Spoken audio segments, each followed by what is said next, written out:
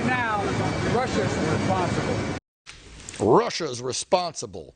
So let's talk more about oil and why this administration is so dead set against becoming energy independent once again. Here now to discuss that with me, Texas Congressman Brian Babin.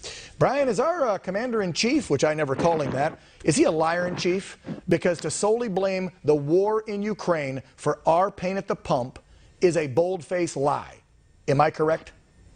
I have to say, Dan, that you are absolutely correct, because that is the kind of language that I heard him give at the State of the Union the other night. It was completely fictional, absolutely fictional. This is not the fault of Putin. This is not the fault of the Ukraine invasion. This goes back months and months to his very, very first day in office. Yes. When he started attacking the U.S. oil industry. Brian, what I'm worried about is where we're looking now to get oil. We're making deals with Venezuela, getting people out of jail. There's headlines we have to prove that.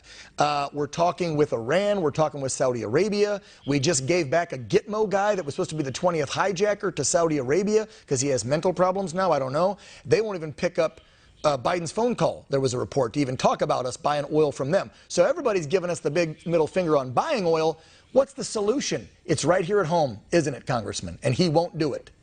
It's absolutely right here at home. He's got the power to fix this thing with a couple of phone calls to release. We have 6 LNG projects that need to be green lighted.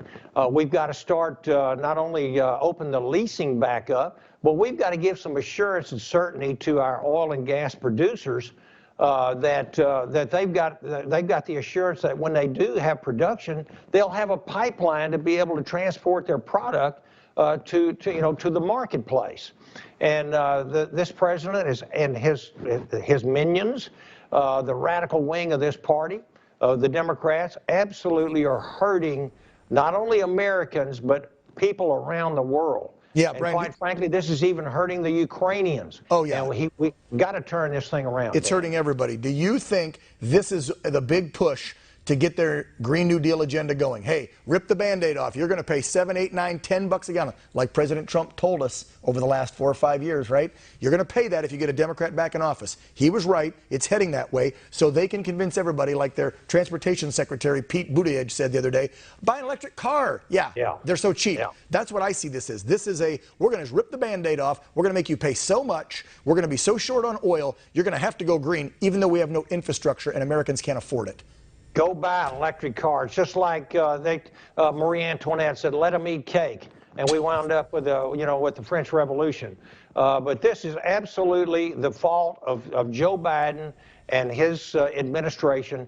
And instead of going to the domestic producers of Texas, Louisiana, Oklahoma, Pennsylvania, New Mexico, and North Dakota, he's going to Venezuela, going to the Iranians. He is going to the Saudi Arabians. And they're quite frankly, the Saudis are very nervous about him doing a deal with the Iranians. They know the Iranians are the #1 enemy over there. That's why they haven't called back. We saw a report, Brian, that the Saudis won't even call Biden back to discuss buying. Ridiculous.